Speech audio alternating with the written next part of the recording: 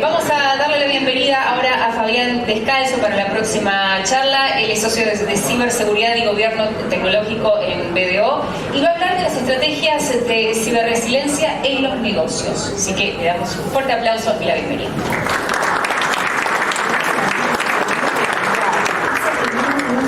Estratégico y activo que no solo quiere que te vaya bien,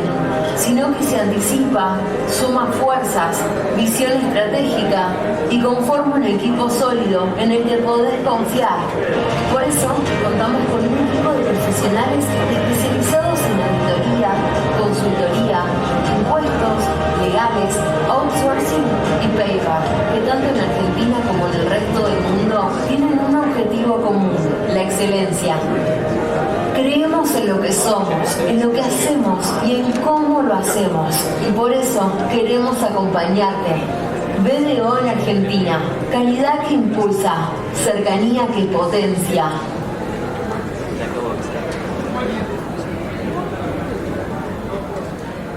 Muy bien. Buenas tardes a todos. Mil gracias por estar acompañándonos. Bueno, un poco como decía Mariana, la idea de presentar hoy tiene que ver con cómo nos enfocamos dentro de las organizaciones en relación a algo que obviamente creció mucho a nivel de importancia, sobre todo con el uso de la tecnología en nuestro negocio, que tiene que ver con respecto a los temas de continuidad, digamos, ¿no? Y particularmente, una de las cosas que vamos a estar viendo, digamos, en general, es el hecho de cómo, obviamente, yo no puedo pensar en continuidad si primeramente no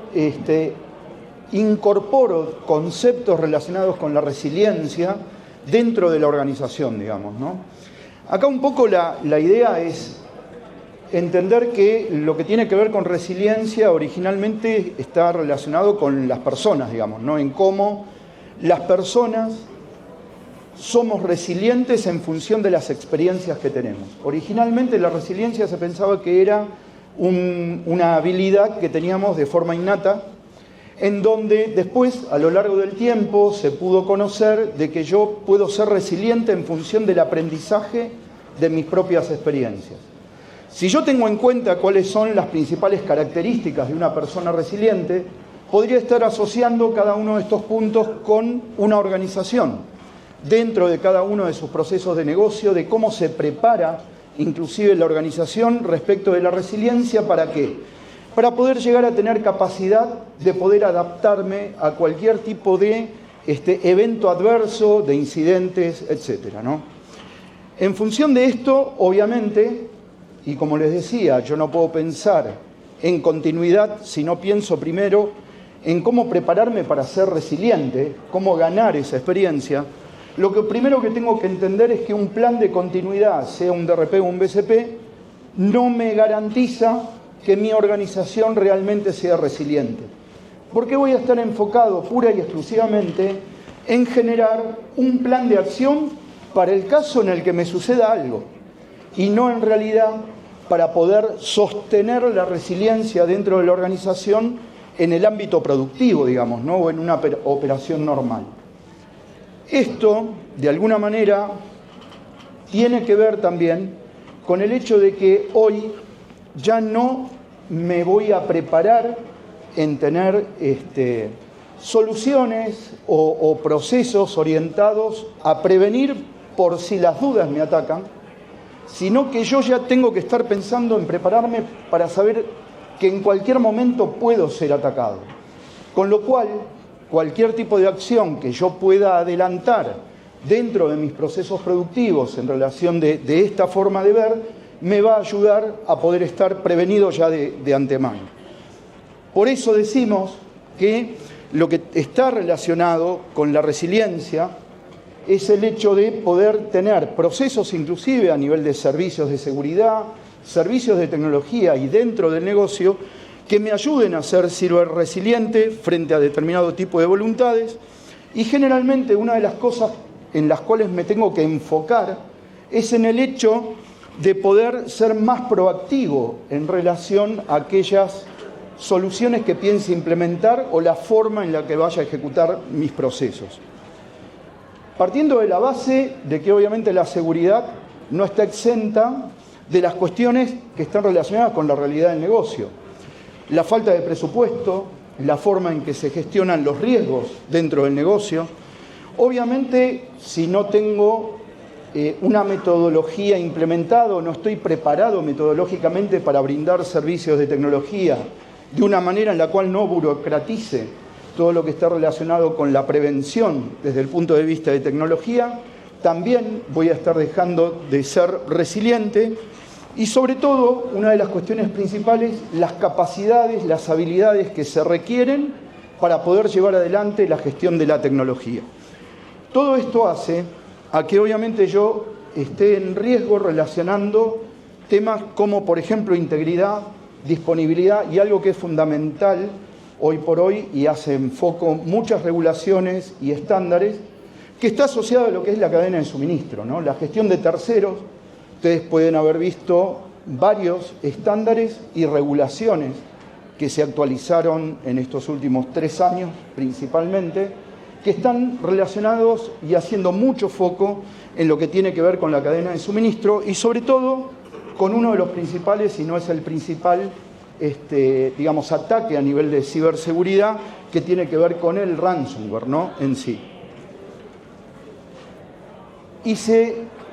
va un paso más adelante con respecto a lo que es la resiliencia y cómo debo responder dentro de la organización para ser resiliente, aplicando consideraciones de gobernanza. Ya tenemos, digamos, una nueva versión del marco de ciberseguridad de la NIS, en donde uno de los principales cambios, además de hacer foco en lo que es la cadena de suministros, hace foco en la necesidad de gobernanza de los riesgos y gobernanza de aquellos controles que se estén aplicando a lo que tiene que ver con la gestión tecnológica, ¿no? Y en este sentido, si ustedes se fijan en este breve buleteado que puse, muchas de estas consideraciones que hoy se están hablando dentro del CCF están asociadas, por ejemplo, y muy similar a lo que es una norma ISO del sistema de gestión. Una de las cosas que tengo que entender para poder aplicar seguridad, ciberseguridad, gestión, es saber, por ejemplo, cuál es el contexto de la organización, qué roles y responsabilidades requiere mi organización para determinados puntos de control y puntos de ejecución desde el punto de vista productivo de los distintos procesos de servicios de la organización. En donde hay una faltante considerable de recursos capacitados relacionados con ciberseguridad, como nos dice el ISC2, ¿sí? Alrededor de 3.4 millones de puestos que requerimos hoy para poder abordar este tipo de temas. Y adicionalmente a eso, entendiendo que las organizaciones, ya desde el punto de vista de la dirección inclusive, entienden de que en una gran mayoría no tienen las capacidades necesarias para poder tener una organización resiliente desde este punto de vista que les estoy comentando, ¿no? Cuando hablamos de entender primero desde la parte productiva cómo ser resilientes, no tiene únicamente que ver con llevar adelante una gestión de la continuidad. tenemos una ISO a nivel internacional, que es la 22301, que el principal cambio que tiene a nivel de enfoque es casualmente la resiliencia y todo el trabajo previo a una contingencia, en donde lo primero que tenemos que revisar es entender cómo es nuestra gestión de incidentes y nuestra gestión de riesgos, para saber qué riesgos son los que tenemos orientados a nuestros procesos dentro de la organización, mapearlo contra nuestra gestión de incidentes y ver si realmente estamos teniendo todos los planes de respuesta para poder abordar los riesgos y cómo están alineados desde el punto de vista a nivel de necesidad de la gestión de la continuidad. Esto lo que nos ha llevado a evolucionar es que dentro de lo que sería la fase de preparación y mantenimiento, que es la más amplia dentro de la gestión de la continuidad, estemos pensando en playbooks, en planes de respuesta específicos que apoyan ante la gestión de incidentes a que nuestra organización, desde el punto de vista de ciberseguridad, sea más resiliente y tenga herramientas para poder abordar problemas antes de cualquier tipo de incidente en particular que haga que peligre nuestra continuidad. Acá un ejemplo nada más, y a mí en particular siempre me gusta mostrar de alguna manera cómo poder armar un framework, ¿no? O sea, yo tengo determinado tipo de estándares y documentos, documentación de apoyo, a partir de la cual lo podría utilizar para poder abordar esto, ¿no? Y está basado principalmente en la 22320, que es la ISO que está relacionada con la resolución de emergencias, ¿sí? Desde el punto de vista de incidentes. En donde, como pueden ver, de alguna manera, a nivel de respuesta desde el punto de vista de incidentes de ciberseguridad, tenemos los playbooks que mencionábamos antes, apoyados, en distintas normas, o que puedo tomar información de distintas normas. Con esto lo que suelo decir es que, de alguna manera, un ejercicio, obviamente a nivel de requisito, y que es básico para poder llevar adelante la continuidad, primero tengo que conocer la organización, conocer su contexto, y todo lo que está relacionado con los procesos de negocio se hace a través de un proceso que se llama análisis de impacto al negocio, que obviamente todos lo conocemos, lo que tiene que ver con el VIA. El tema está en que habitualmente este tipo de proceso lo tenemos muy relacionado a la construcción del plan de respuesta ante contingencias, que es un DRP o un BCP. Y en realidad, lo que yo debería de tomar es este documento como una retroalimentación del resto de los procesos.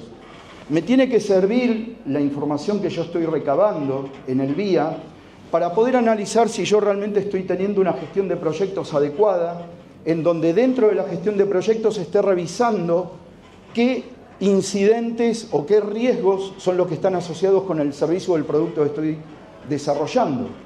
o cuál es el nivel de impacto que voy a tener dentro de la parte de resguardos, los backups, si mi metodología de backup desde el punto de vista productivo es adecuada para poder realmente reforzar la idea de lo que me está pidiendo el negocio desde el VIA a nivel de recuperación. Cómo es, a su vez, la aparición de nuevos riesgos, inclusive desde la gestión de proyectos, o bien qué necesidades de concientización y capacitación estoy necesitando para que la gente, a partir de los riesgos que yo voy detectando y los resultados que me dé el VIA a nivel de impacto al negocio, voy a necesitar capacitarla, ya sea en la forma en la que está ejecutando esos procesos de negocio o en relación a los riesgos que tiene ese proceso de negocio que puede llegar a causar algún tipo de disrupción operativa si es que el usuario no hace las cosas o como corresponde, ¿no? En particular. Y esto es, en la ejecución, una retroalimentación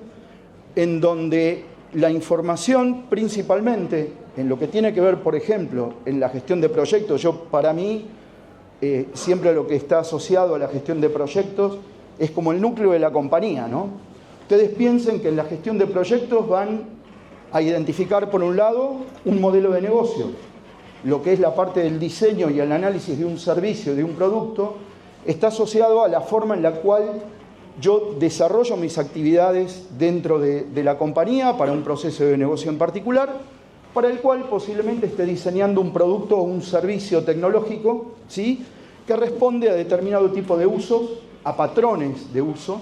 y a su vez, inclusive a determinado tipo de activos, como por ejemplo, qué tipo de información es la que voy a estar manejando a través de ese servicio,